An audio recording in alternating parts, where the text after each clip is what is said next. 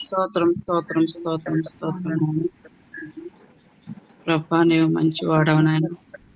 నీవు సార్వభౌముడవు తండ్రి, ప్రేమ కలిగినటువంటి వాడవు, నీతిమంతుడవు, సర్వశక్తి గలవాడవు, సమస్తమును పోషించువాడవు, సమస్తమును పరిపాలించువాడవు, లోకరక్షకుడవు,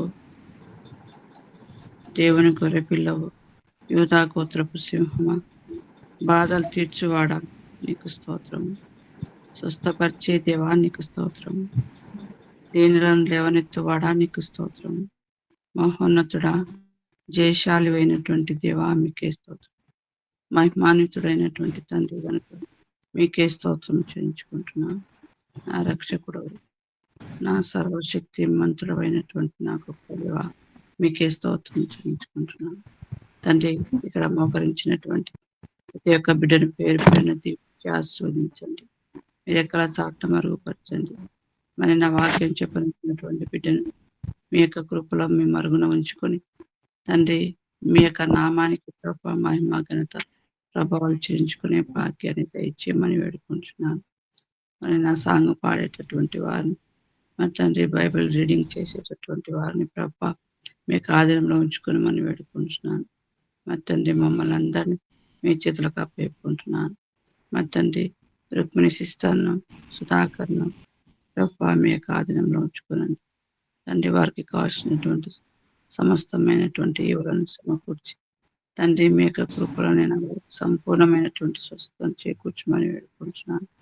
ఇదిగోనైనా కాంతరావు బాబు గారిని ప్రభా మీ యొక్క కృపలో జ్ఞాపకం చేసుకొని మరి మీ యందు నమ్మకంతో విశ్వాసంతో ప్రభా ఆ బిడ్డ మీ యొక్క సన్నిధానంలో చూసుకొని ప్రభా మీ యొక్క వాక్యాన్ని విడుదలగట్టు ప్రభా మీ యొక్క శక్తిని అనుగ్రహించమని మమ్మల్ని అందరినీ మీ చేతులకు పేర్కొంటూ నా ప్రభును ప్రియరక్షకుడైన యేసుక్రీస్తు నామమున అతి వినయంతో బ్రతిమలాడి వేడుకుంటున్నాను తండ్రి. ఆమేన్. అమ్మా పాడతాను.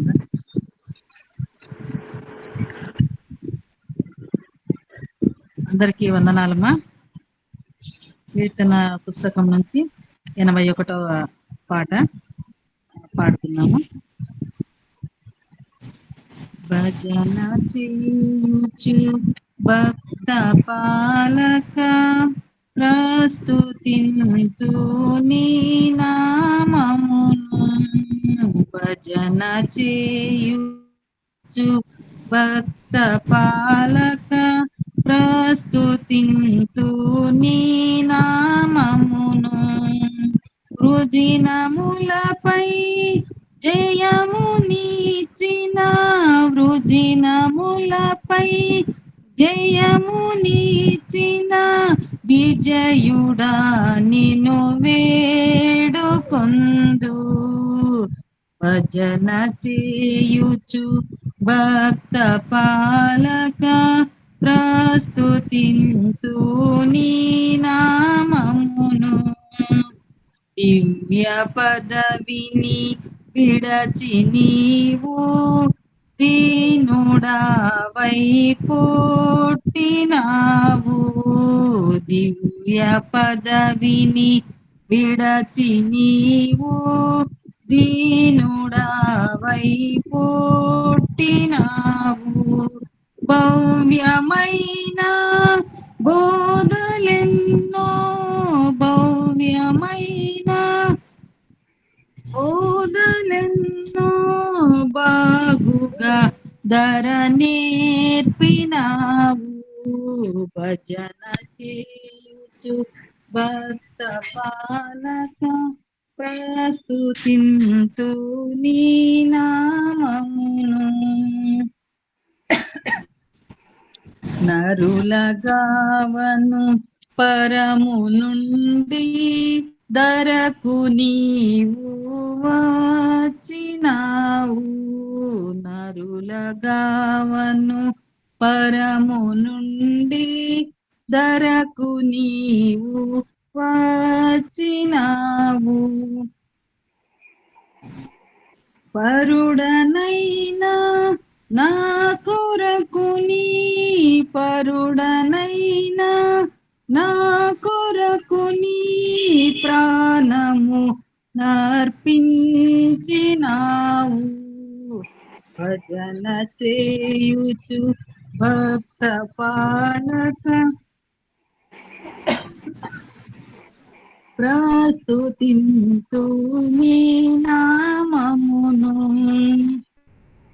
చెడిన దానా నైన నన్ను చేరదీసి బ్రోచినావు. చెడిన దానా నైన నన్ను చేరదీసి బ్రోచినావు. పడిన నాదు గోతి నుండి పడిన నాదు కోతి నుండి పైకి లేవా నెత్తినావు. భజన చేయుచు భక్త పాలక ప్రస్తుతింతు నీ నామమును. ఎంత ప్రేమ ఎంత దయ ఎంత కృప యేసయ్య నీకు. ఎంత ప్రేమ ఎంత దయ ఎంత కృప యేసయ్య నీకు. ఇంతయనివా నింపనిలలో ఇంతయనివా నింపనిలలో ఎవరికి సాధ్యంబు కాదు. భజన చేయుచు భక్త పాలక ప్రస్తుతింతు నీ నామమును. Praise the lord.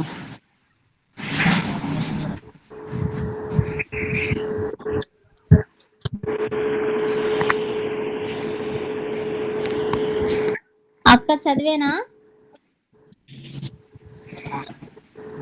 యెహోషువ గ్రంథము 24వ అధ్యాయము మొదటి నుంచి చదువు.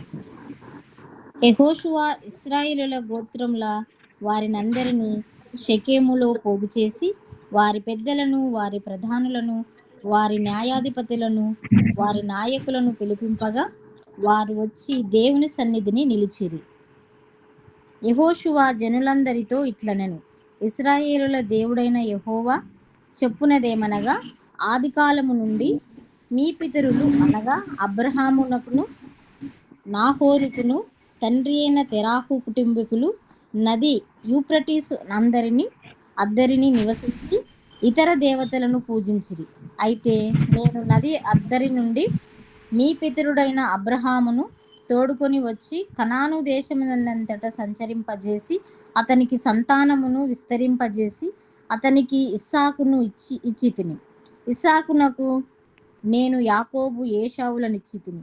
శెయీరు మన్యములను స్వాధీనపరచుకొనినట్లు వాటిని ఏశావుకిచ్చి తిని. యాకోబును అతని కుమారులను ఐగుప్తులోనికి దిగిపోయిరి. తరువాత నేను మోషే అహరోనులను పంపి దాని మధ్యను నేను చేసిన క్రియల వలన ఐగుప్తులను హతము చేసి మిమ్మును వెలుపలికి రప్పించి తిని. నేను ఐగుప్తులో నుండి మీ తండ్రులను రప్పించినప్పుడు మీరు సముద్రమునొద్దకు రాగా ఐగుప్తీయులు రథముతోనూ రౌతులతోనూ మీ తండ్రులను ఎర్ర సముద్రము వరకు తరిమిరి.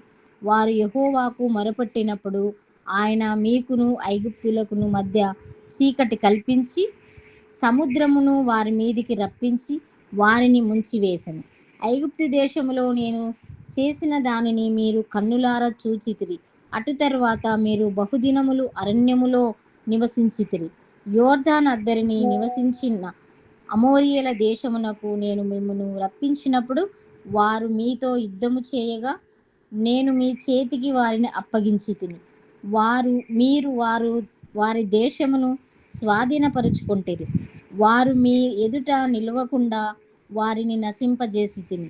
తరువాత మోయాబు రాజును సిప్పోరు కుమారుడనైన బాలాకు లేచి ఇశ్రాయేలులతో యుద్ధం చేసి మిమ్ము శపించుటకు బెయోరు కుమారుడైన బిలామును పిలువనంపగా నేను బిలాము మనవి విననొల్లనైతిని కనుక అతడు మిమ్మును దీవించుచునే వచ్చెను. అతని చేతి నుండి నేను మిమ్మును విడిపించితిని. మీరు యోర్దాను దాటి ఎరుకో దగ్గరకు వచ్చినప్పుడు ఎరుకోకు యజమానులకు అమోరీయుల, పెరిజ్జీయులు, కనానీయులు, హిత్తీయులు, గిర్గాషీయులు, హివ్వీలు, యెబూసీయులను వారు మీతో యుద్ధము చేయగా నేను వారిని మీ చేతికి అప్పగించితిని. మరియు నేను మీకు ముందుగా కందిరీగలను పంపితిని. నీ ఖడ్గము కాదు, నీ విల్లు కాదు గాని అవే అమోరియల రాజులనిద్దరిని తోలివేసెను.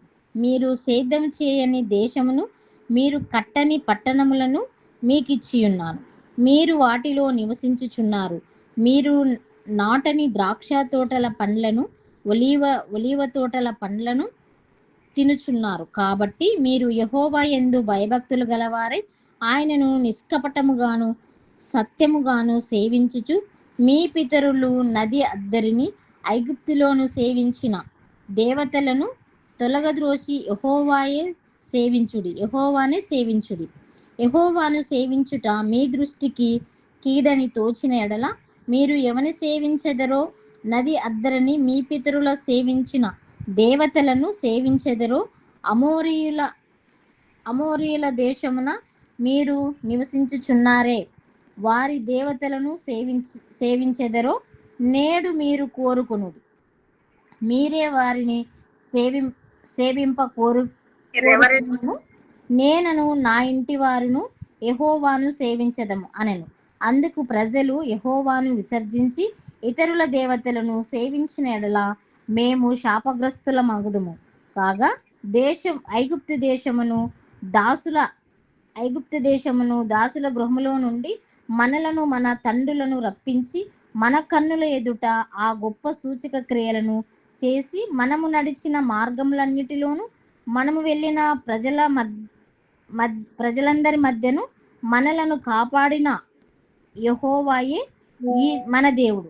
యెహోవా ఆ దేశములో నివసించిన అమోరీయులు మొదలైన ప్రజలందరూ మన ఎదుట నిలవకుండా వారిని తోలివేసినాడు. యెహోవాయే సేవించెదము, ఆయనయే మా దేవుడని ప్రత్యుత్తరమిచ్చిరి. అందుకు యెహోవా పరిశుద్ధుడు, దేవుడు, రోషము గల దేవుడు. ఆయన మీ అపరాధములను మీ పాపములను పరిహరింపనివాడు. మీరాయనను సేవింపలేరు. మీరు యెహోవాను విసర్జించి అన్య దేవతలను సేవించిన ఎడల ఆయన మీకు మేలు చేయువాడనైనను మనసు త్రిప్పుకొని మీరు కీడు చేసి మిమ్మును క్షీణింపజేయుననగా జనులు అట్లు కాదు, మేము యెహోవానే సేవించుదమని యెహోషువతో చెప్పిరి. అప్పుడు యెహోషువ మీరు యెహోవానే సేవించుదమని ఆయనను కోరుకున్నందుకు మిమ్మును గూర్చి మీరే సాక్షులై ఉన్నారనగా వారు మేము సాక్షులమే అనిది. అందుకతడు అలాగైతే మీ మధ్యనున్న అన్య దేవతలను తొలగద్రోసి ఇశ్రాయేలుల దేవుడైన యెహోవా తట్టు మీ హృదయమును త్రిప్పుకొనుడని చెప్పెను. అందుకు జనులు మన దేవుడైన యెహోవానే సేవించెదము, ఆయన మాటయే విందుమని యెహోషువతో చెప్పిరి.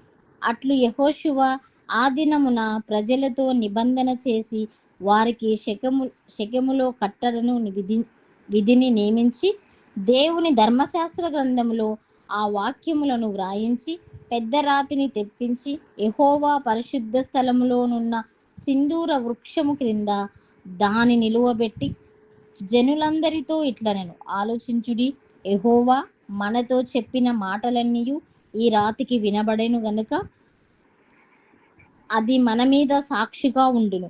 మీరు మీ దేవుని విసర్జించిన ఎడల అది మీ మీద సాక్షిగా ఉండును. అప్పుడు యెహోషువ ప్రజలను తమ స్వాస్థ్యములకు వెళ్ళనంపెను. ఈ సంగతులు జరిగిన తరువాత నూను కుమారుడును యెహోవా దాసుడైన యెహోషువ 110 సంవత్సరములు వయసు గలవాడై మృతి నొందెను. అతని స్వాస్థ్యపు సరిహద్దులోనున్న తిమ్నాత్సెరహులో అతడు పాతిపెట్టబడెను. అది ఎఫ్రాయిమీయుల మన్యములోని గాయాషు కొండకు ఉత్తర దిక్కున ఉన్నది.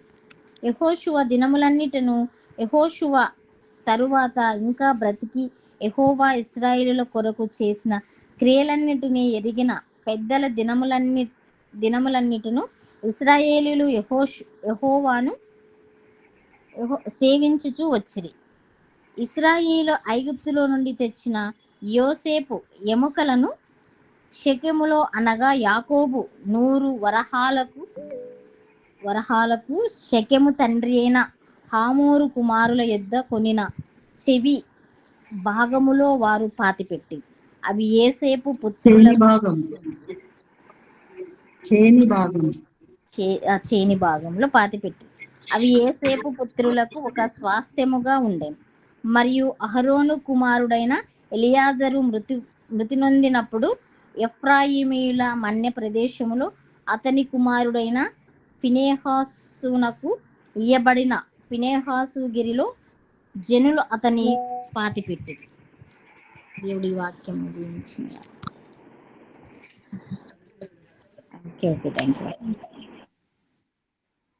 ఓకే చిన్న ప్రార్థన చేసుకుందాం. మా ప్రియమైన పరలోక తండ్రి, ఘనమైన నీ పాదాలకు వందనాలు, స్తుతులు, స్తోత్రాలు చెల్లిస్తున్నాం నాయన. ఈ సమయంలో ప్రవ్వా మేము అంతా సజీవులంగా నీ సన్నిధికి రావడానికి మరి ఒక దినాన్ని మా జీవితంలో ప్రేమించి ఇచ్చినందుకు నీకు వందనాలు, స్తుతులు, స్తోత్రాలు చెల్లిస్తున్నాం ప్రవ్వా. మమ్మల్ని సజీవులుగా ఉంచినందుకు వందనాలు ప్రవ్వా.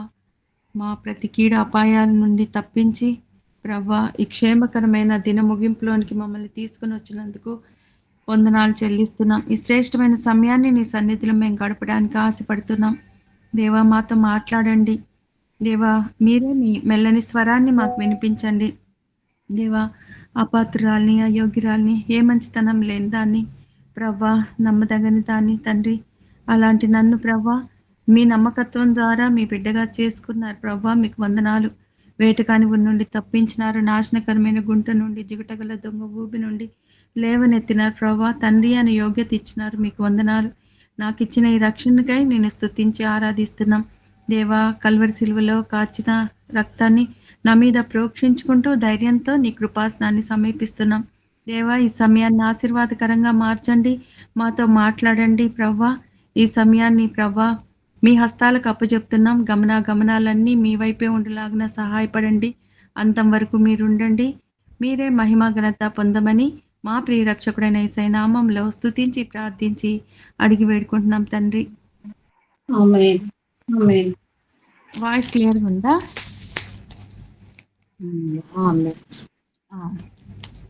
ఈ యెహోషువ గ్రంథం 24వ అధ్యాయం, అంటే యెహోషువ గ్రంథం చివరికి వచ్చేసినాం మనం. ఇప్పుడు 6వ గ్రంథం, ఆదికాండం నుంచి 6వ గ్రంథాన్ని మనము ముగించబోతున్నాం ఈరోజు. ఇది చాలా అద్భుతమైన అధ్యాయం. ఇది యెహోషువ గ్రంథంలో ముఖ్యంగా ఈ మొదటి అధ్యాయము 24వ అధ్యాయం చాలా ప్రత్యేకమైనవి, నాకు చాలా ఇష్టమైనవి. ఎందుకంటే ఈ మొదటి అధ్యాయంలో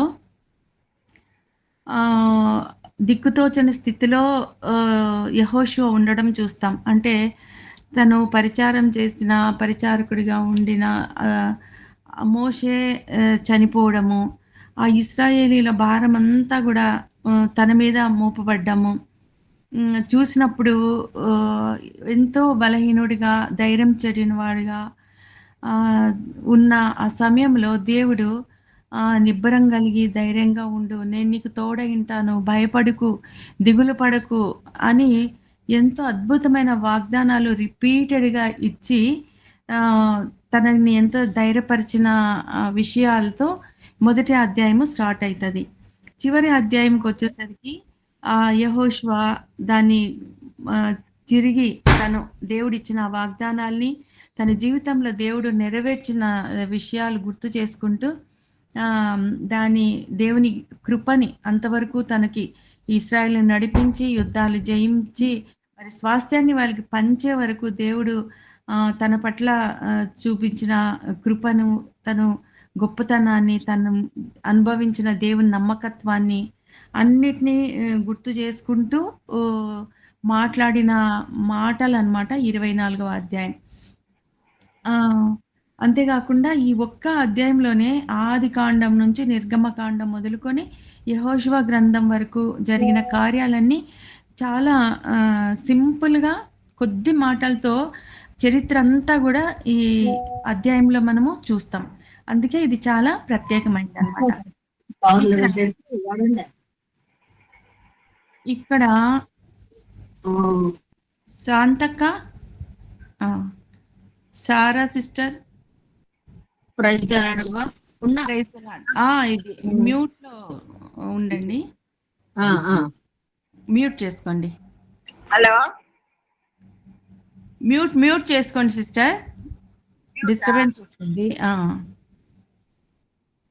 ఇట్లా ఇక్కడ షెకెము అనే స్థలంలో దేవుని పరిశుద్ధ స్థలంలో ఇక్కడ యెహోషువ ఏం చేసినాడంటే ఇశ్రాయేలీల పెద్దలని, ప్రధానులని, న్యాయాధిపతులని, నాయకుల్ని పిలిపించి అక్కడ నిలవబెట్టి దేవుని సన్నిధిలో ఈ విషయాలన్నీ చెప్తా ఉండడం అన్నమాట. 24వ అధ్యాయము.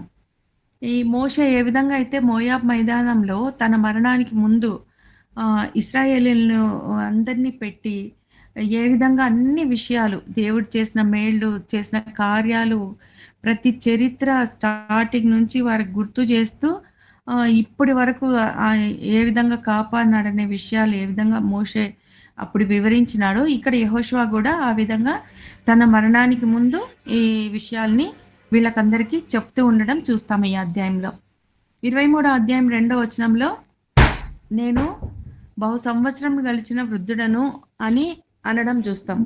అట్లే 23వ అధ్యాయం 14వ వచనంలో నేను సర్వలోకుల మార్గంన వెళ్ళుచున్నాను అంటాడంటే తన మరణం తనకు సమీపించింది. ఇంకా ఇశ్రాయేలీల్ని, ఈ దేశాన్ని, భూమిని వదిలిపెట్టి తను దేవుని దగ్గరికి వెళ్ళే సమయం వచ్చింది. కాబట్టి ఇశ్రాయేలీల్ని తిరిగి వాళ్ళని బలపరచాలి, ధైర్యపరచాలి, విగ్రహారాధనలోకి పోకుండా దేవునిలో నమ్మకంగా ఉండేలాగా చెయ్యాలని ఒక గొప్ప బాధ్యతగా, అంటే యుద్ధాలు చేసి వాళ్ళ యొక్క స్వాస్థ్యాన్ని పంచిచ్చడమే కాకుండా, అంటే ఫిజికల్ కాకుండా స్పిరిచువల్గా స్ట్రెంగ్తెన్ చేయడానికి కూడా నిర్ణయించుకున్నాడనమాట యెహోషువ. అక్కడ మోషే తర్వాత దేవుడు యెహోషువను ఎన్నుకున్నాడు. కానీ ఇప్పుడు తన తర్వాత ఇంకా ఎవరు ఉండాల్సిన అవసరం లేదు. ఎందుకంటే ఈ భూమిని స్వతంత్రించుకున్నారు, ఎవరి స్వాస్థ్యాన్ని వాళ్ళు పొందినారు. అయితే ఇక్కడ ఈ స్వాస్థ్యంలో వీళ్ళు దేవుడిచ్చిన ఈ భాగాన్ని, భూభాగాన్ని అనుభవించినప్పుడు ఎంతకాలం దేవునితో నమ్మకం ఉంటారో తెలియదు. కాబట్టి వాళ్ళని హెచ్చరించాలా, వాళ్ళని బలపరచాలా అనే ఉద్దేశంతో ఈ 24వ అధ్యాయంలో ఈ విషయాలన్నీ వాళ్లకు వివరిస్తున్నారు. దేవుడు చేసిన మేళ్లను, ఆయన కార్యాలని అన్నీ కూడా మొదటి నుంచి చెప్తూ ఉన్నాడనమాట. యాకోబు కూడా తను మరణించే సమయంలో ఏ విధంగా చాలా విలువైన మాటలు చెప్పాడో అదే మాటలు యెహోషువ కూడా అలాంటి మాటల్ని చెప్పాడు. అప్పుడు యాకోబు మాట్లాడిన ఆ మాటలన్నీ పెద్ద ప్రవచనాలుగా ముందు జీవితంలో వారి తరాల వారికి, వారి వంశస్థులకి, వారి కుమారులకి అయినాయి. ఇక్కడ కూడా మరణ సమయంలో యెహోషువ ఎంతో విలువైన మాటల్ని చాలా బలంగా ఇశ్రాయేల్లో నాటుకునే విధంగా చాలా నేర్పుగా మాట్లాడడం మనం చూస్తామన్నమాట. ఈ మరణ సమయంలో మాట్లాడే మాటలు చాలా విలువైనవి. చాలా ఆ మాటలు కూడా చాలా అద్భుతంగా వస్తాయి. అందుకే యాక్సిడెంట్స్ కానీ, సూసైడ్స్గా అయినప్పుడు కానీ, లేదా ఏదైనా మర్డర్స్ అయినప్పుడు కానీ, ఎవరైనా ప్రాణంతో ఉంటే వాళ్ళ మరణ వాంగ్మూలం తీసుకుంటారు జడ్జెస్, పోలీసు వాళ్ళు కూడా. ఆ మరణ వాంగ్మూలం అనేది చాలా విలువైనది, చాలా అంటే తీర్పుకి చాలా ముఖ్యమైనది. ఎవరి మాటలు సాక్షులు నమ్మరు కానీ ఆ మరణ వాంగ్మూలంలో వాళ్ళు ఏం చెప్తారో ఆ మాటలు అంత బలంగా పనిచేస్తాయి అన్నమాట. అట్లనే ఈ మరణ సమయంలో యెహోషువ మాట్లాడిన మాటలు కూడా అంత పెద్దగా ఇశ్రాయేలీల మీద ప్రభావాన్ని చూపడం మనము చూస్తామన్నమాట. యెహోషువ గ్రంథము మోషే మృతితో స్టార్ట్ అవుతుంది. చివరికి యెహోషువ మరణంతో ఎండ్ అవుతుంది. మనం ఈ విషయం చూస్తున్నాం. మొట్టమొదటిగా బాబేలు ఆదికాండంలో బాబేలు దగ్గర దేవుడు భాషను తారుమారు చేసినప్పుడు ప్రజలందరూ కూడా, అక్కడి వాళ్ళందరూ భూమి అంతంలో వరకు చెదిరిపోతారు. అందరూ ఎక్కడికంటే అక్కడికి చెదిరిపోయినప్పుడు వాళ్ళు దేవుణ్ణి మర్చిపోయి వారికి తోచిన విధంగా జంతువుల రూపంలో ఏవైతే వాళ్ళను భయం కలిగిస్తాయో వాటిని మొక్కడం నేర్చుకున్నారు. అంటే పాములు భయపిస్తాయి కాబట్టి పాములు, తర్వాత అట్లా కొన్ని దే దేవతలుగా ఏ ఏ విషయాల్లో అయితే వాళ్ళకి సముద్రము నీళ్లు పొంగి నాశనం చేస్తాయి కాబట్టి సముద్రం దేవుడుగా, అట్లా గాలి ఒక్కొక్కసారి విపరీతమేసి అపాయం కలిగిస్తుంది. అట్లా సృష్టిలోని ప్రతి సృష్టాన్ని గురించి ఎప్పుడైతే అవి వాటి వల్ల వాళ్ళకి ఆపద అని తెలిసినాయో వాటిని రూపాలు చేసుకొని మొక్కడం, ఈ విధంగా వారంతకు వాళ్ళే విగ్రహారాధికులై పోయినారనమాట. అది అలాంటి ఈ కుటుంబమే తెరహు కుటుంబం.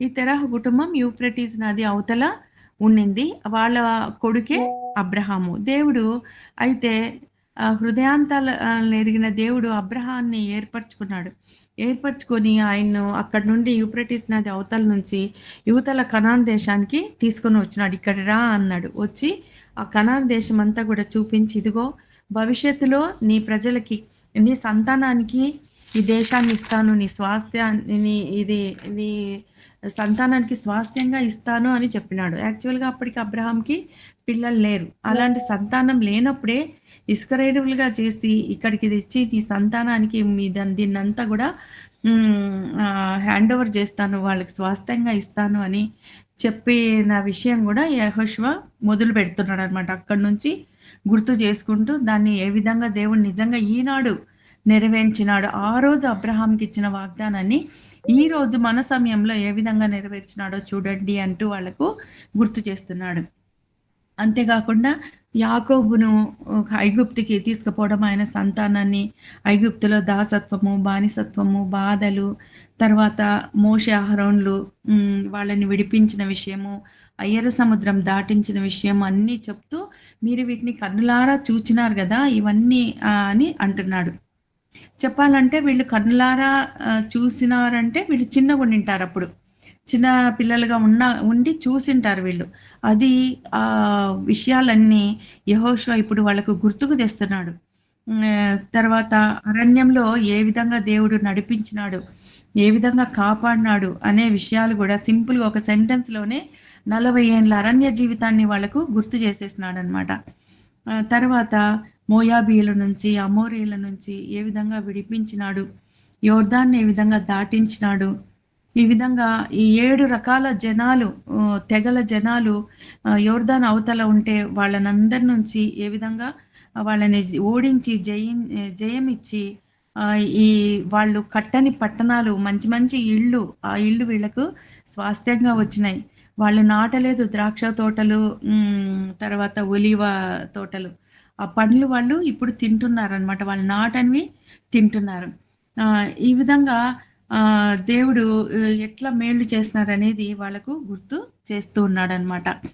నది అవతల ఐగుప్తీలు సేవించే దేవతలను సేవిస్తారా, మరి యెహోవాని సేవిస్తారా? ఇంత గొప్ప కార్యాలు చేసినాడు కదా, అట్లా చేసిన ఆయనను మీరు సేవిస్తారా లేదా అని వాళ్ళని నిలదీస్తున్నాడు. అయితే ఇది శ్రేష్టమైన వచనం ఏంటంటే 24వ అధ్యాయం 15వ వచనం. ఈ మొత్తము బైబిల్ గ్రంథంలో ఉన్న శ్రేష్ట వచనాల్లో ఇది ఒకటి. యెహోషువ గ్రంథంలో ఇది శ్రేష్టమైన వచనంగా మనము ఎన్నోసార్లు దీని గురించి మనము విని ఉంటాం అన్నమాట. మీరు ఎవరిని సేవిస్తారు?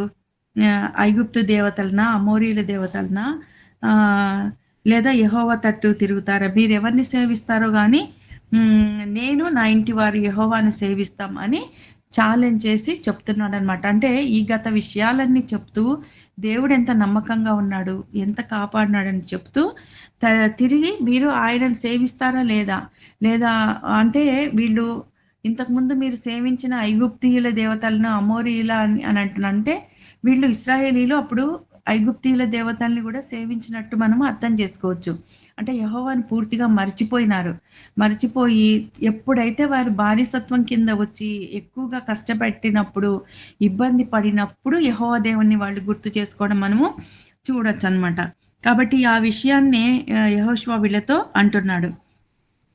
ఇక్కడ నేను నా ఇంటి వారు యెహోవానే సేవిస్తామని ఇక్కడ అన్నప్పుడు మనకు కొర్నేలి కూడా గుర్తొస్తాడు. అపోస్తలుల కార్యంలో 10వ అధ్యాయంలో 1-2 వచనాల్లో ఏ, ఏ, శతాధిపతి అయిన కొర్నేలి కూడా మనకు గుర్తొస్తాడు. ఎందుకంటే అతడు తన ఇంటి వారందరితో కూడా దేవుని యందు భయభక్తులు గలవాడై అని ఉంది వాక్యం. ఆయన ధర్మం చేస్తూ, జనులందరికీ ధర్మం చేస్తూ, ఎల్లప్పుడూ ఆ దేవుని ప్రార్థన చేస్తూ ఉండేవాడంట. ఇంత గొప్ప సాక్ష్యము ఆయన గురించి ఉంది. అంటే ఇక్కడ కొర్నేలి కూడా ఆయన కుటుంబం సేవించడం మనము చూస్తాం. అంతేకాకుండా అదే అధ్యాయం 10వ అధ్యాయంలో 7వ వచనంలో తన దగ్గర పరిచయించిన భక్తిపరుడైన ఒక సైనికుని పిలిచి అని ఉంటుందన్నమాట. పేతురుని పిలవడానికి పంపిస్తున్నాడు. అంటే తన దగ్గర పనిచేసే వాళ్ళు కూడా భక్తిపరులుగా ఉన్నారనమాట. కాబట్టి మనం కూడా మనల్ని ప్రశ్నించుకోవాలి. మన కుటుంబంలో అందరం కూడా దేవుణ్ణి సేవించగలుగుతున్నామా? ఈ కాలంలో అయితే లేదనే చెప్పాలి. చాలా తక్కువ మంది మాత్రమే కుటుంబంగా దేవుణ్ణి ఆరాధిస్తున్నారు, దేవుని సేవిస్తున్నారు. ఈ అంత్యకాలంలో ఆత్మీయత చల్లారిన దినాల్లో, ఈ లోక సంబంధమైన టెక్నాలజీ పెరిగిన దినాల్లో, ఈ బిజీ షెడ్యూల్స్లో కుటుంబంగా సేవించడం అనేది అసాధ్యమైపోయింది. పిల్లలు ఎక్కడంటే అక్కడ ఉండడము, తల్లిదండ్రులు ఎక్కడంటే అక్కడ ఉండడము, ఉద్యోగాలు కావచ్చు, బాధ్యతలు కావచ్చు, ఈ విధంగా ఉండడము, కుటుంబం అంతా కలిసినప్పుడు కూడా దేవుణ్ణి సేవించడం అనేది ఇప్పుడు మనం చూడలేకపోతున్నాం అంట. అందుకే దేవుడు మనతో ఈ విషయాన్ని హెచ్చరిస్తున్నాడు యెహోషువ ద్వారా. నేను నా కుటుంబాన్ని మేము ఇంటి వారందరూ యెహోవానే సేవిస్తాం. ఇదే తీర్మానం మనం చేసుకోవాలా. మేము కూడా యెహోవానే సేవిస్తాం, కుటుంబంతో కలిసి సేవిస్తాం. అంతేకాదు మన ఇంట్లో పనిచేసే వాళ్ళు, మనం ఎక్కడ పని చేస్తున్నామో అక్కడ కూడా మనల్ని చూసి, మన భక్తిని చూసి, మన సాక్ష్యాన్ని చూసి వాళ్ళు కూడా యెహోవాని దేవుణ్ణి సేవించి నిజమైన దేవుడగు మన దేవుణ్ణి సేవించే వాళ్ళుగా ఉండేటట్టుగా మన జీవితాలు ఉండాలి. ఇవి ఇక్కడ యెహోషువ తన కుటుంబం ద్వారా, ఈ వాక్యం ద్వారా మనతో ఈ మాటలు హెచ్చరిస్తున్నాడు అనమాట. తర్వాత యెహోవా పరిశుద్ధుడు, ఆయన రోషం గల దేవుడు అని కూడా గుర్తు చేస్తున్నాడు వాళ్ళకి. అంటే ఆయన ఇతరులకు ఆయన మహిమని ఇస్తే ఆయన సహించడు. కాబట్టి ఆయన పరిశుద్ధుడు కాబట్టి మనం పరిశుద్ధులుగా ఉండాలి. ఆయన రోషం గల దేవుడు కాబట్టి ఆయనకు రోషం తెప్పకుండా ఆయననే సేవించాలి అనేది కూడా గుర్తు చేస్తున్నాడు అనమాట. ఆయన ధర్మశాస్త్రంలో మొదటి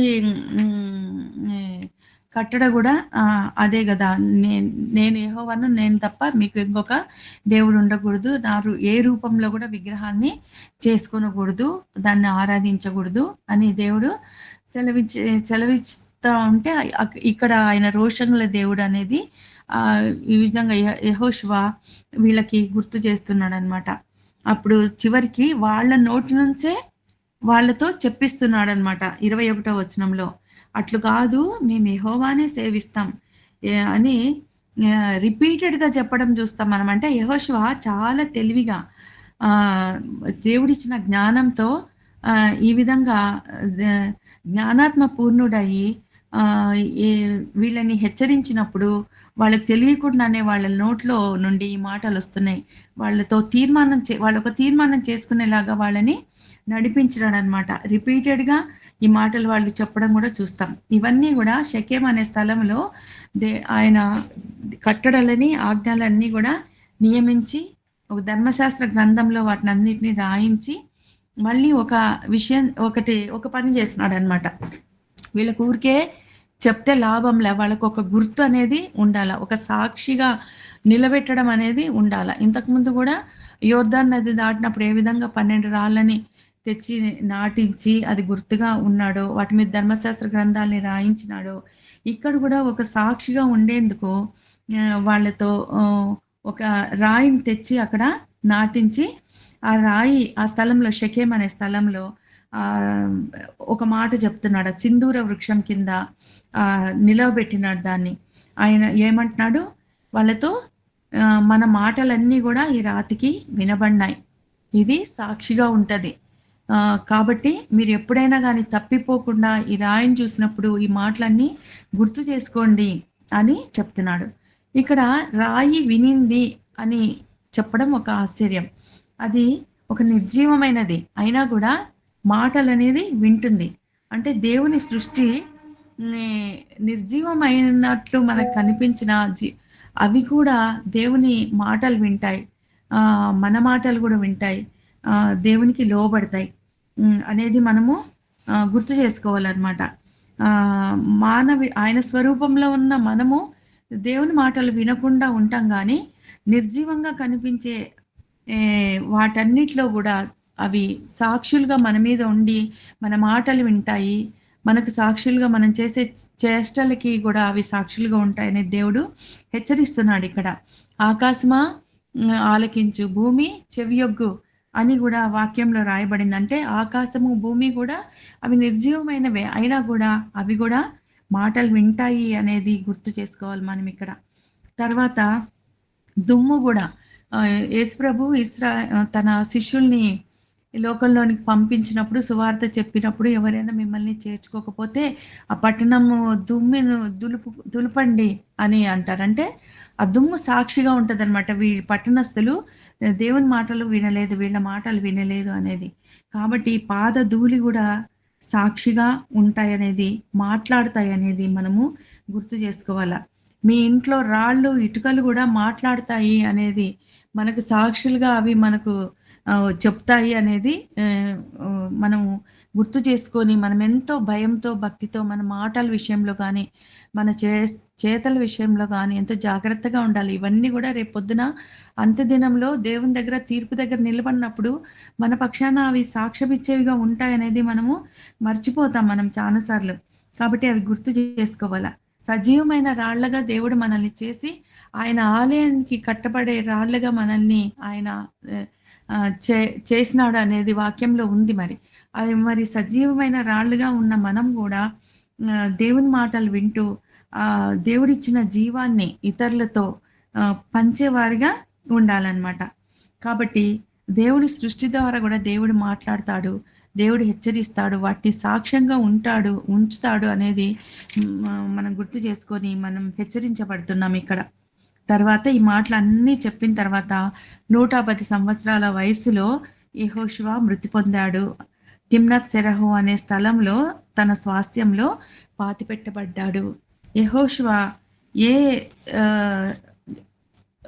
ఏమంటారు, ఏ గోత్రికుడు? యెహోషువ గోత్రం ఎఫ్రాయిం గోత్రమా? ఎఫ్రాయిము గోత్రికుడు. ఇలా ఎంతో అద్భుతమైన వ్యక్తిగా, ఒక నాయకుడిగా, వీరుడిగా, గొప్ప కీర్తి తెచ్చి మోషేకు కూడా ఒక గొప్ప పరిచారకుడిగా, విధేయుడైన పరిచారకుడిగా, దేవుని వైపు ప్రజల్ని నడిపించిన ఒక గొప్ప నాయకుడిగా, యుద్ధశూరుడిగా ఈ యెహోషువ గ్రంథంలో మనకు యెహోషువ గుర్తుండిపోతాడనమాట. ఇశ్రాయేలీయుల పెద్దలు ఇప్పుడు ఎవరైతే ఉన్నారో వాళ్ళు మరణించే వరకు ఈ మాటలు విన్నారు కదా, మరణించే వరకు ఈ యెహోషువ మాటలు వాళ్ళ మీద పనిచేసినాయి. అందుకే వాళ్ళ మరణం వరకు, వాళ్ళ తరం ఉండే వరకు కూడా యెహోవాని నమ్మకంగా దేవుని సేవిస్తూ ఉండిపోయినారు. అంటే ఎంత ప్రభావం చూపేలాగా యెహోషువ మాట్లాడినాడు అనేది మనం ఇక్కడ గుర్తు చేసుకోవాలన్నమాట. ఈ విధంగా యెహోషువ గొప్పగా ఇశ్రాయేలీల్ని నడిపించినాడు అనమాట. ఈ అధ్యాయంలో ఇంకొక ముఖ్య విషయం ఏం చూస్తామంటే, ఐగుప్తు నుండి యోసేపు ఎముకల్ని 40 సంవత్సరాలు ఎఫ్రాయిమీలు, మనష్షీయులు ఆయన పుత్రులు మోసుకొని వచ్చి ఈ తమ స్వాస్థ్య భాగంలో షెకెము, యాకోబు 100 వరహాలు ఇచ్చి కొన్న షెకెము అనే భాగంలో, షెకెం దగ్గర కొన్న భాగంలో తమ స్వాస్థ్యంలో యోసేపు ఎముకల్ని పాతి పెట్టడం మనం చూస్తామన్నమాట. ఇది కూడా ఒక ముఖ్యమైన ఘటన. అంటే వాళ్ళు తండ్రికి ఇచ్చిన గోత్రికులు తమ పితరునికి ఇచ్చిన వాగ్దానాన్ని, నమ్మకాన్ని నెరవేర్చి ఆ ఎముకల్ని 40 సంవత్సరాల అరణ్యవాసంలో వాళ్ళ వస్తువులతో పాటు అవి కూడా మోసుకొని రావడం మనము చూస్తామన్నమాట. అయితే తర్వాత ఇంకా అహరోను కుమారుడైన ఎలియాజరు యెహోషువకు ఎంతో తోడుగా, సపోర్ట్గా ఉన్నాడు. భూభాగాలు పంచిచ్చేటప్పుడు ప్రధాని యాజకుడైన అహరోన్ కుమారుడు ఆయన కూడా ఈ మరణించడం ఈ అధ్యాయంలో చూస్తామన్నమాట. మనం ఇద్దరు మరణించినారు. ఇప్పుడు ఇంకా ఇశ్రాయేలీలకు ఇంకా ఎవరు లేని స్థితిలో ఉన్నారనమాట. అహరోను కుమారుడు అయిన ఎలియాజర్ కూడా చనిపోయినాడు. ఎలియాజర్ కుమారుడు ఫినెహాస్ మాత్రం ప్రధాన యాజకుడిగా ఇప్పుడు ఉంటాడు. ఆయనకు ఈ ఎలియాజరు ఏ గోత్రికుడు? ఎలియాజరు గోత్రము లేవి గోత్రికుడు. అహరోను కుమారుడు కాబట్టి ఎలియాజర్ లేవి గోత్రికుడు. కాబట్టి ఈ ఫినెహాసుకి లేవీలకి వీళ్ళకి స్వాస్థ్యం ఉందా? లేదు. లేదు. దేవుడే వాళ్ళ అయితే అయితే కొన్ని పట్టణాలు అన్నిట్లో కొన్ని పట్టణాలు లేవీలు ఉండడానికి అంటే స్వాస్థ్యం కాదు వాళ్ళు నివసించడానికి కొన్ని ఇచ్చినారనమాట. అట్లనే ఈ ఫినెహాస్ గిరి అనే ప్రాంతం ఇచ్చిన ఫినెహాస్ గిరి అనే ప్రదేశంలో తన తండ్రి అయిన ఎలియాజర్ని పాతి పెట్టడంతో ఈ యెహోషువ గ్రంథము ముగిస్తుంది అనమాట. అయితే ఇక్కడ ఈ యెహోషువ గ్రంథంలో చాలా చరిత్రాత్మక ఘట్టాలను మనము చూస్తాం. యోర్దాన్ నది యొక్క గొప్పతనము, అది ఏ విధంగా దాని మధ్యలో నుండి ఇశ్రాయేలీలు నడిచి అవతలికి పోవడము, ఎరికో కోట కూడా కూలిపోవడము, రాహాబు విశ్వాసము నమ్మకత్వము, ఇట్లా ఇశ్రాయేలీలు దేవునికి అవిధేయులైనప్పుడు హాయి చిన్న పట్టణమైనా కూడా ఏ విధంగా ఓడిపోయినాడు అనే విషయాలు చాలా చరిత్రాత్మక విషయాలన్నీ కూడా ఈ చరిత్ర గ్రంథంలో మనము చూస్తాం అన్నమాట. ఎంతో అద్భుతమైన గ్రంథం ఇది. కాబట్టి ఇక్కడ దేవుడు ఒక సామాన్యుడిని అసామాన్యుడిగా దేవుడు ఎన్నుకొని అసామాన్యుడిగా తయారు చేయగలడు. ఆయన చేతిలో పడితే ఆయన ఎంత గొప్పగా చేయగలడు అనేది కూడా యెహోషువ జీవితం గురించి మనము చూస్తాం. మనం ఎంతో అల్పులుగా ఉంటాం, సామాన్యులుగా ఉన్నా కూడా ఆయన చేతిలో మనం పడినప్పుడు ఆయన మనల్ని గొప్పగా వాడుకునేవాడిగా ఉంటాడు. చరిత్ర సృష్టించే వాడిగా యెహోషువను చేసినట్లు మనల్ని మన పిల్లల్ని కూడా దేవుని చేతిలో పెట్టినప్పుడు ఆయన చేతిలో మనం ఉన్నప్పుడు దేవుడు ఆ విధంగా మనల్ని కూడా చేయగలడు అనే ఒక నిరీక్షణ, ఒక ధైర్యం కూడా మనకు, ఒక ఆశ కూడా మనకు కలుగుతుంది ఈ గ్రంథం ద్వారా. ఆనాడు యెహోషువ ఛాలెంజ్ చేసినప్పుడు దేవుడు కూడా ఇప్పుడు మనల్ని ఛాలెంజ్ చేస్తున్నాడు. మీకు దేవుడు కావాలనా, సాతాను కావాలనా, జీవం కావాలనా, మరణం కావాలనా, ఫెయితా, ఫియర్ కావాలనా, ఆత్మీయత కావాలనా, శారీరకంగా ఉండే జీవించేది కావాలనా, మీరే ఆలోచించుకోండి. మీరు ఎవరిని సేవిస్తారు? ఈ లోకాన్ని సేవిస్తారా, సిరిని సేవిస్తారా, లేదా దేవుణ్ణి, నిజమైన దేవుణ్ణి, ఆ సిరికి అన్నిటికీ అధికారి అయిన ఆ దేవుడైన నన్ను సేవిస్తాడా? మీరే కోరుకోండి అంటూ మనల్ని దేవుడు కూడా ఈనాడు ప్రశ్నిస్తున్నాడు. ఆ రోజు యెహోషువ ఇశ్రాయేలీల్ని ప్రశ్నించినట్టు, ఛాలెంజ్ చేసినట్టు దేవుడు కూడా మనల్ని ఈ అంత్యకాలంలో ఛాలెంజ్ చేస్తున్నాడు. కాబట్టి ఆయన రాకడ కానీ లేదా మన ప్రాణం పోకడ వరకు కానీ మనం ఆయన్ని సేవించి చేస్తామని తీర్మానం చేసుకుంటే సరిపోదు. ఆ తీర్మానాన్ని అంతం వరకు మనము కొనసాగించాలి. అది మన జీవితం చివరి దశ వరకు లేదా మన దేవుని రాకడ వరకు కూడా మన నమ్మకంగా ఆయన్ని వెంబడించాలి. అలా కావాలంటే మన వల్ల కాదు. ఆయన మీద ఆనుకున్నప్పుడు, ఆయనను అడిగినప్పుడు ఆయనే మనకు బలమిస్తాడు. ఆయనే మనల్ని అంతం వరకు నడిపిస్తాడు.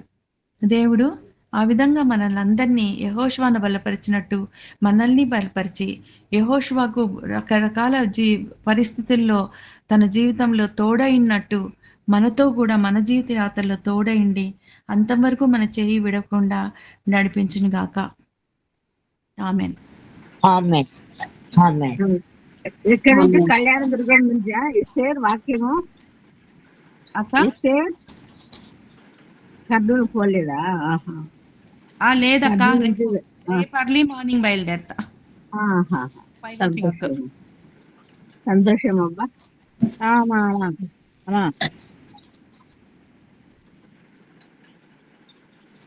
కానీ సార్ అరే అదొక్కటి కొంచెం అంటే లేదు, ఊరికే అట్లా నేను అడుగుతున్నాను. కందిరిగలం పంపినాడు, అదొక్కటి కొంచెం నేను దాటేసిన, ఎందుకంటే దానికి రెఫర్ చేసిన నేను బ్యాక్ సైడ్ చూసినాను. ఎక్కడ కందిరీగల్ని పంపించినట్టుగా లేదు. అంటే మనకు అది నేను అనుకుంటాను అది గ్రంథంలో రాయబడలేదు అని అబ్బబ్బా ఉంది ఉంది ఉంది కందిరీగలను పంపిస్తున్న సంఘటన ఉందమ్మా. ఎక్కడక్క నేను కందిరీగలను పంపిస్తాడు దేవుడు. అది ఉంది అది హిజ్కియా చేసిన యుద్ధము, యెహోషాపాతు యుద్ధము, ఇంత ఆ 2 యుద్ధాలలో ఉంది. కందిరీగలను పంపిస్తాడబ్బా. పంపిస్తే ఆయన ముందు సైన్యానికి ముందే పంపిస్తాడు కందిరీగలను. తర్వాత సైన్యం యుద్ధం చేసి చంపిన వారి కన్నా కందిరీగల వల్ల చంపిన వాళ్ళు ఎక్కువ మంది అన్నట్టు ఉంది చూడండి. అవునక్క అవునవును ఉంది. ఉందంటే సంతోషమే. నేనైతే రెఫర్ అంటే బ్యాక్ చూసిన. నాకు యాక్చువల్ గా ఈరోజు టైం లేకుండింది. ఓకే ఓకే జూమ్ ఓకే చాలా ఉన్నిన్నాయి. అయినా కూడా ఓకే నేను ఓకే ఓకే ఓకే వెతికినాను. ఉన్నంతలో నాకు కానీ కనిపించలేదక్క. చూద్దాంలేండి, మళ్ళీ రెఫర్ చేస్తా. ఓకే ఒకసారి ఇంకొకసారి చూసుకుందాం లేరా దాన్ని. సారీ మా అందుకని నేను అడిగినందుకు. దాటేస్తున్నాను ఉండండి. దాన్ని. మన డౌట్ చేసుకుంటే డౌట్ క్లియర్ చేస్తేనే మనకు బాగుంటది. అందుకే నేను ఇంకోసారి దాటేస్తున్నాను దాన్ని. చేసుకుందాం ఎందుకంటే లేండి. నేను ఇన్కంప్లీట్ గా ఉన్న దాని గురించి మళ్ళీ ఒకసారి చూద్దాం అనేసి నేను నాకు టైం ఓకే ఓకే సరిపోలేదు.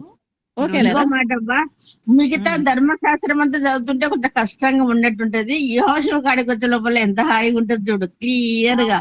ఈ గ్రంథం అంతా ఈజీగా క్లియర్ గా ఉంది, ఏం డౌట్ లేకుండా కదా. అవునవును. అందుకే దీన్ని ఏమంటారంట, యెహోషువ గ్రంథాన్ని. అది ధర్మశాస్త్రం అంతా తల అయితే, ఇది మిగతా భాగ్యం వాక్య భాగం అంతా శరీరం అయితే, యెహోషువ గ్రంథం ఒక్కటి మెడ భాగం అంట. రెండింటిని కలిపే బాడీని శిరస్సుని కలిపే భాగము యెహోషువనే అని చెప్తారు. ఓకే వాళ్ళ ఓకే మంచి మాట వాళ్ళ పోలిక చేసినారు. ఓకే ఓకే ఓకే చాలా మంచి విషయం చెప్పినావు అక్క. సరే సరే సరే సరే సరే యెహోషువ నిజమే. అసలు నేను 9 ఏళ్ల వయసులో యెహోషువ ఒకటవ అధ్యాయం చదివి ఎంత ఆనందపడినానో. ఈ మాట నాకు ఎవరు చెప్పలేదే. 9 ఏళ్ల వయసులో ఆ 1వ అధ్యాయంలో మాట, భయపడకూడదు నిబ్బరంగా ఉంటాడు, ఎంత ప్రేమించి చెప్తాడు ఆ మాటలు కదా. అవునవును. ఆ మాటలు ఆ వయసులోనే నాకు బాగా హత్తుకున్నాయి. అవునక్క. నాకు వడగండ్ల వల్ల చనిపోయినారని గుర్తుంది, కానీ కందిరీగలు అనేది ఎక్కడ గుర్తు రావటంలా. మనము ధ్యానించినప్పుడు కూడా ఇక్కడ రాలేదు అనిపించింది అక్క నాకు. అది నేను బ్యాక్ కూడా అది రెఫర్ ఒకసారి చేస్తాను. నిర్గమాకాండము 23వ అధ్యాయము చూడమా. ఈ వెనక లేదు, ముందు ఉంది. వెనక నీటిగా లేదు. చూసినాను అక్కడ కూడా చూసినా నేను. ఉంది చూపిస్తలేదు. నిర్గమాకాండం 23వ అధ్యాయంలో ఉందా. అక్కడ లేదు. లేదు అక్కడ లేదు. ముందు ఉంది. ఎక్కడ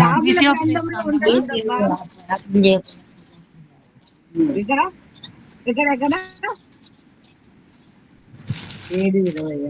అవును 7:20లో ఉంది. నిర్గమాకాండం 23:28. ఉంది. మరియు మిగిలిన వారందరూ నీ కంటబడక దాగిన వారును నశించే వరకు నీ దేవుడైన యెహోవా వారి మీదకి పెద్ద కందిరీగలను పంపును, వారిని చూసి జడియవద్దు. ఎక్కడ నిర్గమాకాండంలో ఉందా అన్నమాట. ద్వితీయోపదేశ నిర్గమాకాండం 23వ అధ్యాయంలో కూడా చూడండి అమ్మా. నిర్గమాకాండం 23వ అధ్యాయము 28వ వచనం కూడా.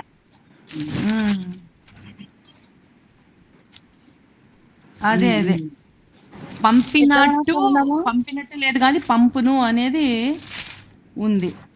అవును. 28వ వచనంలో ద్వితీయోపదేశ కాండం ఎన్నో అధ్యాయం అబ్బా. నిర్గమాకాండము 23వ అధ్యాయము 28వ వచనంలో పెద్ద కందిరీగలను నీకు ముందుగా పంపించేదను, అవి నీ ఎదుట నుండి కనానీయులను హిత్తీయులను వెళ్ళగొట్టును. నిర్గమాకాండము 23. కానీ పంపించేదను అనేది కానీ పంపించి జరిగినట్టు మనము రాలేదు మనకి. కానీ పంపించింటాడు ఖచ్చితంగా. పంపించినాడు అనేది రాయబడలే మనకి ఇక్కడ. ద్వితీయోపదేశ కాండంలో ఎక్కడ ఉంది? 7:20. 7:20. Thank you. 7:20 ఉంది. అదే యెహోషువ 24:12లోనే పంపించి చేసినాడు అనేది ఉంది. కానీ మనము ముందు చరిత్రలో చదివితే అవి ఇంతమంది చనిపోయినారు పోయినాయి అనేది లేదనమాట. పంపిస్తాను ఉంది ఇక్కడ. ఇక్కడ యెహోషువాలేమో పంపించి మనల్ని వాళ్ళని ఇది చేసినాడు అనేది ఉందన్నమాట. యాక్చువల్‌గా హిస్టరీలో అంటే మనం చదివిన దాంట్లో పంపించి ఇట్లా అట్లా అయినారు అనేది మనకు రాలేదు. ఓడింప చేసినాడు. పంపిస్తాను ఉంది, పంపించినాడు అని ఉంది. అంటే జరిగినప్పుడు అది హిస్టరీలో అది మనకు రాయబడలే. మనం అదే నమ్మాల పంపించినాడు అనేది. ఆ చరిత్రలో అది రాయబడలే. ఓకే మా థ్యాంక్ యూ మా డిస్కషన్ చేసినందుకు. థ్యాంక్ యూ థ్యాంక్స్ అంతా అక్క మ్యూట్ పెట్టుకుంటే చేసినందుకు. కానీ ఇట్లా మనము విడిగా ఒక్కొక్క అధ్యాయం అందరం కలిసి చదువుతుంటే చాలా విషయాలు తెలుస్తున్నాయి. చాలా అక్క చాలా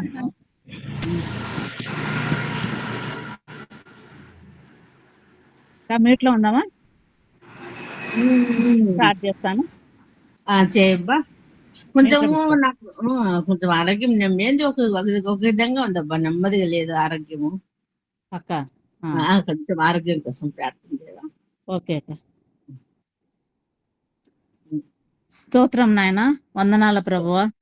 మరి ఒకసారి నీ సన్నిధిలో మేము చేరి ఈ విధంగా తండ్రి నీ వాక్యం వినుటకు, పాటలు పాడుటకు తండ్రి నీ వాక్యం చదువుకొనుటకు ఈ యొక్క గొప్ప అవకాశం మాకు అనుగ్రహించినారు. స్తోత్రం వందనములైనా మా బలహీనతలను వహించుకొని మన రోగములను భరించిన వాడా స్తోత్రం.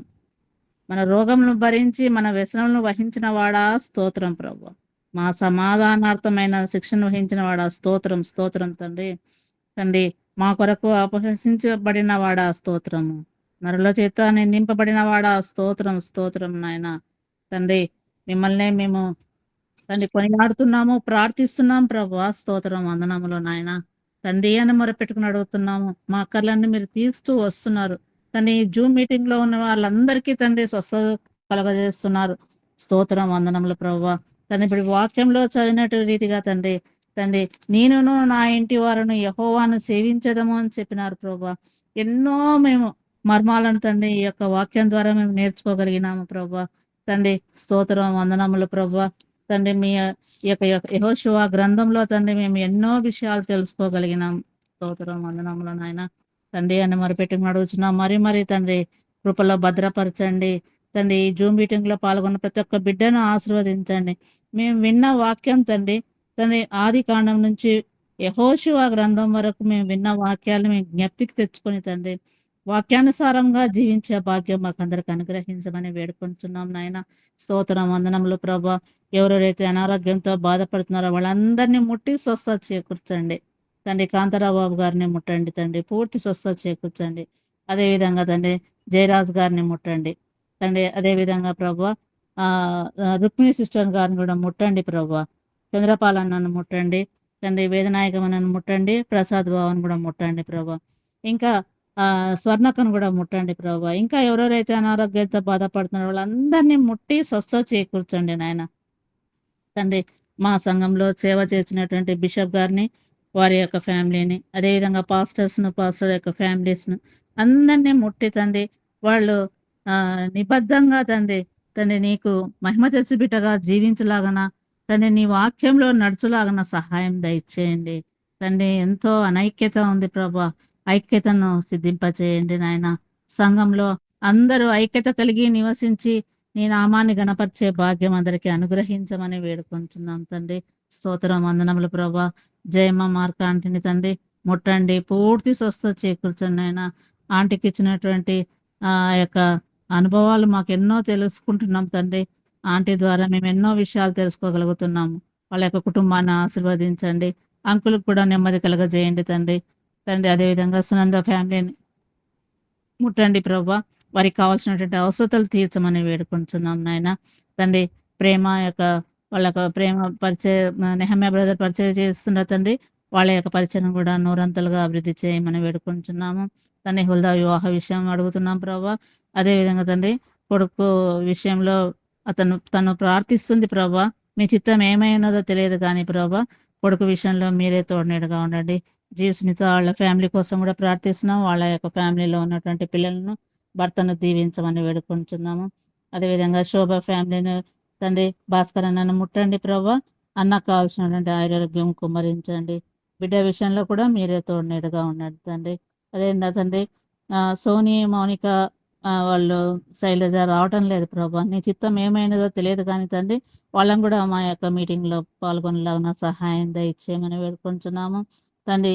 మా యొక్క జూమ్ మీటింగ్ను లీడ్ చేస్తున్నటువంటి సునీతాన్ని తండ్రి మీరు ఇంతవరకు కాపాడినారు ప్రభా. క్షేమంగా మా దగ్గరికి తీర్చినారు. మరి ఒకసారి మీ సన్నిధికి వచ్చి ఈ విధంగా కూడుకొని నేను స్తుతించుటకు ఈ గొప్ప అవకాశం మా బిడ్డకు కూడా అనుగ్రహించినారు. స్తోత్రం, వందనములు ప్రభా. తండ్రి సంపదను కూడా ముట్టండి, బిడ్డల్ని ఇద్దరినీ ముట్టండి ప్రభా. నీ కృపలో భద్రపరచండి. సైతాను శక్తులను వాళ్ళ దగ్గర నుంచి తోలువేయండి ప్రభా. స్తోత్రం, వందనములు నాయన. అరుణక్కను ముట్టండి ప్రభా. బిడ్డలకు కావాల్సినటువంటి ఆరోగ్యం కుమరించండి తండ్రి. అలెక్స్ విషయము, జోయల్ విషయం కూడా ప్రార్థిస్తున్నాము. వాళ్ళ కోడల విషయం, మనరాల విషయం కూడా ప్రార్థిస్తున్నాం ప్రభా. వాళ్ళని కూడా ముట్టండి. వాళ్ళకి కావాల్సినటువంటి మీరే ఏర్పాటు చేయండి నాయన. జాబ్ విషయం ఏమని అడుగుతున్నారు తండ్రి, హౌస్ విషయం కూడా అడుగుతున్నారు ప్రభా. మీరే సహాయం దయచేయండి నాయన. కరుణ హెప్సిబా గారి యొక్క ఆమె చేసినటువంటి ఉద్యోగం కూడా మీరే తోడునీడుగా ఉండి ఆమెకు కావాల్సిన ఆరోగ్యం కుమ్మరించండి. అదేవిధంగా వాళ్ళ యొక్క కుటుంబాన్ని కూడా ఆశీర్వదించమని వేడుకుంటున్నాము. మెర్సక్కను కాపాడండి ప్రభా. అక్క అదేవిధంగా జాస్లిన్ అక్క ఇద్దరు ఉంటున్నారు ప్రభా. బిడ్డలకు కావాల్సినటువంటి ఆరోగ్యం కుమ్మరించండి తండ్రి. ధైర్యాన్ని ప్రసాదించండి, ఓపికను ఓర్పును దయచేయండి తండ్రి. మంచి ఆరోగ్యం కుమ్మరించండి తండ్రి. అదేవిధంగా ప్రభా చంద్రకళ విషయం ప్రార్థిస్తున్నాం ప్రభా. ఆ పాపకు జరిగినటువంటి ఆ యొక్క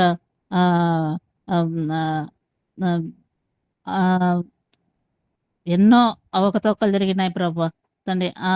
దాని నుంచి ఆ బిడ్డను వేరుపరచండి ప్రభా. ఆ బిడ్డను మంచి మార్గంలో అందరూ ఆ బిడ్డ గురించి తండ్రి ప్రార్థించలాగిన సహాయం దయచేయమని వేడుకుంటున్నాను తండ్రి. వాళ్ళ ఫ్యామిలీని దీవించండి. ఆ బిడ్డకు మంచి ఆరోగ్యం కుమ్మరించండి నాయన. బిడ్డను ముందుకు నడిపించండి ప్రభా. ధైర్యాన్ని ప్రసాదించండి. జడియకుము అని చెప్పినారు కదా ప్రభా. ధైర్యం వహించుము అని చెప్పినారు ప్రభా. ఆ బిడ్డకు ధైర్యాన్ని వహించే భాగ్యం ఆ బిడ్డకు అనుగ్రహించండి నాయన తండ్రి. అదేవిధంగా తండ్రి వాళ్ళ ఫ్యామిలీ అంటే పిల్లల్ని ఇద్దరిని రాజారావుని కూడా ముట్టండి తండ్రి. వాళ్ళకి కావాల్సిన ఓపికను ఓర్పును దయచేయండి నాయన. రాణి వాళ్ళ విషయం కూడా ప్రార్థిస్తున్నాం ప్రభా. వాళ్ళ యొక్క వివాహాల విషయం కూడా మేము ప్రార్థిస్తున్నాం ప్రభా. మీరే తోడునీడుగా ఉండండి తండ్రి. అదేవిధంగా జయశీల విషయం ప్రార్థిస్తున్నాం ప్రభా. బిడ్డకు మంచి ఆరోగ్యం కుమ్మరించమని వేడుకుంటున్నాం నాయన. రాణి ఎస్తేరి కోసం ప్రార్థిస్తున్నాం తండ్రి. తండ్రి ఆ బిడ్డ ఉద్యోగం చేస్తుండగా ఆ బిడ్డ రాకపోకలేదు, మీరే తోడునీడుగా ఉండండి. దూర ప్రాంతానికి వెళ్తుంది ప్రభా. బిడ్డను రక్షించండి తండ్రి. బిడ్డకు కావాల్సిన ఆరోగ్యం కుమ్మరించండి. చెప్పిన వాక్యం తండ్రి ఎంతో చక్కగా చెప్పింది ప్రభా. ఇలాంటి వాక్యాలు మేము ఇంకా ముందుకు ఉండి మేము వినులాగిన సహాయం దయచేయండి. మంచి తోడ్పాటును అనుగ్రహించమని వేడుకుంటున్నాం. ఆ బిడ్డ రాకపోకలేదు, మీరే తోడునీడుగా ఉండండి. వాళ్ళ ఫ్యామిలీలో ఉన్నటువంటి ఏదైతే అవసరాలు ఉన్నాయో అవసరాలు తీర్చండి. జోషి రక్షణ విషయం అడుగుతున్నాం ప్రభా. రక్షణ భాగ్యం అనుగ్రహించమని వేడుకుంటున్నాం తండ్రి. లూర్ది మేరీ వాళ్ళ విషయం అడుగుతున్నాం ప్రభా. తండ్రి వాళ్ళకి కావాల్సిన ఆరోగ్యం కుమ్మరించండి. బిడ్డ పీజీ ఎంట్రన్స్కి ప్రిపేర్ అవుతుండగా ఆ బిడ్డకు తండ్రి మంచి తెలివిని, జ్ఞానాన్ని ప్రసాదించి ఆ బిడ్డ పీజీ ఎంట్రన్స్లో సక్సెస్ అవలాగా మీరు సహాయం దయచేయండి నాయన. సారా సిస్టర్ కోసం ప్రార్థిస్తున్నాం ప్రభా. తండ్రి బిడ్డను కూడా మీరు ముట్టండి. ఇంతవరకు కాపాడినారు తండ్రి. తండ్రి ఆ బిడ్డను మీరు ఎత్తుకున్నారు ప్రభా. స్తోత్రం, వందనం తండ్రి. ఆమె ద్వారా మేము ఎన్నో విషయాలు తెలుసుకోగలుగుతున్నాం తండ్రి. తండ్రి ఆమెను కూడా ముట్టండి తండ్రి. సిస్టర్ను ముట్టండి తండ్రి. ఆమెకు కావాల్సినటువంటి అవసరాలు తీర్చండి. సైతాన్ శోధన నుంచి పైన జరుగుతున్న సైతాన్ శోధన నుంచి ఆమె తప్పించమని వేడుకుంటున్నాం తండ్రి. మీరే తోడునీడగా ఉండండి. అదేవిధంగా తండ్రి శాలిని, రంజిత్ వాళ్ళ ఫ్యామిలీ కోసం కూడా మేము ప్రార్థిస్తున్నాం ప్రభా. వాళ్ళని కూడా ముట్టండి ప్రభా. వాళ్ళు చేసినటువంటి సేవను ప్రభా మీరే తోడునీడగా ఉండండి. అక్క నిలజబెత్తను కూడా ముట్టండి తండ్రి. అక్క కూడా ఒంటరిగా ఉంటుంది ప్రభా. కావలసినటువంటి తోడ్పాటును అనుగ్రహించండి, ఆదరణ అనుగ్రహించండి. నిర్మల విషయం కూడా ప్రార్థిస్తున్నాం తండ్రి. నిర్మల విషయంలో కూడా మీరే తోడునీడగా ఉండండి. ఒంటరిగా ఉంటుంది, మీరే తోడునీడగా ఉండండి. ధైర్యాన్ని ప్రసాదించండి. మంచి ఆరోగ్యం కుమ్మరించండి తండ్రి. ఇంకా తండ్రి విజయలాంటి విషయం ప్రార్థిస్తున్నాం ప్రభా.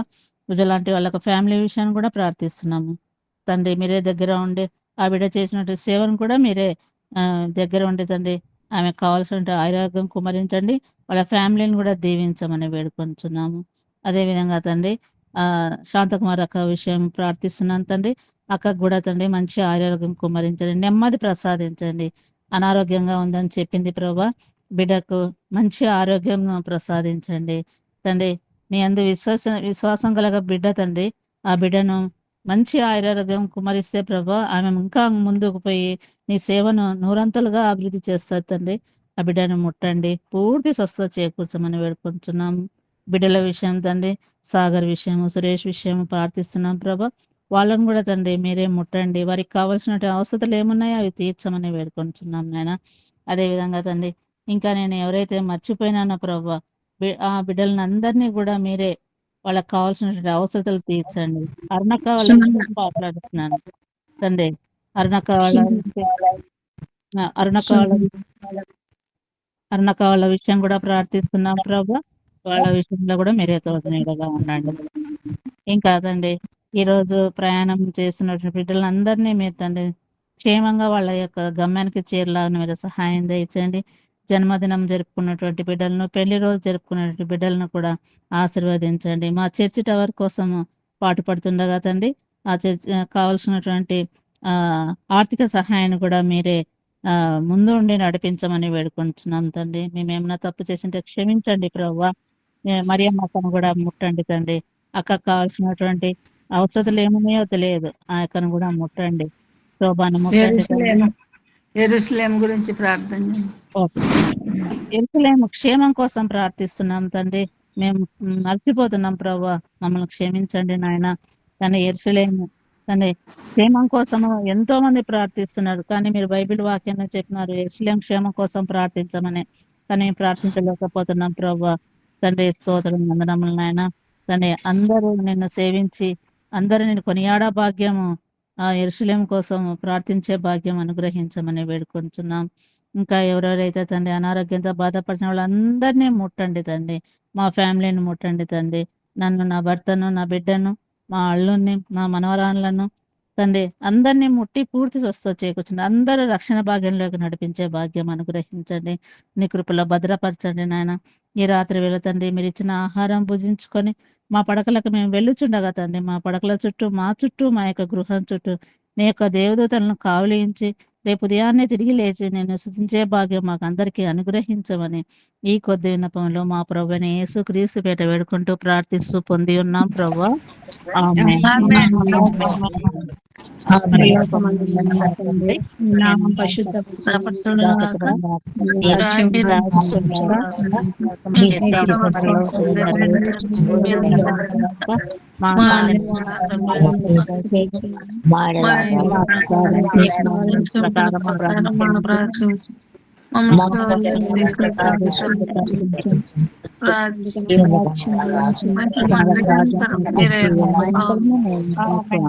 ఆమేన్.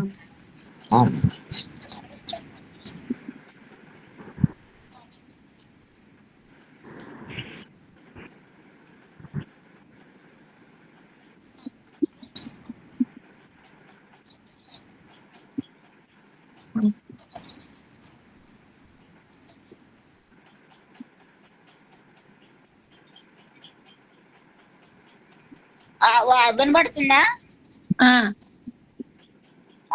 మన ప్రభు అయిన యేసు క్రీస్తు కృప, దేవుని ప్రేమ, పరిశుద్ధాత్మ సహవాసము, ఆయన నడిపింపు, ఆయన కాపుదల ప్రార్థించిన ప్రతి బిడ్డకును, మరి యెహోషువ గ్రంథం అంతటి ధ్యానాల కొరకును దేవుడు అందరికి మంచి జ్ఞానం ఇచ్చి నడిపించి, మరి నూతన గ్రంథము న్యాయాధిపతుల్లో మేము ప్రవేశించి మిమ్మల్ని ధ్యానించుటకు గొప్ప కృప దయచేయమని యేసు ఉన్నతమైన నామములో అడుగుతున్నాం తండ్రి.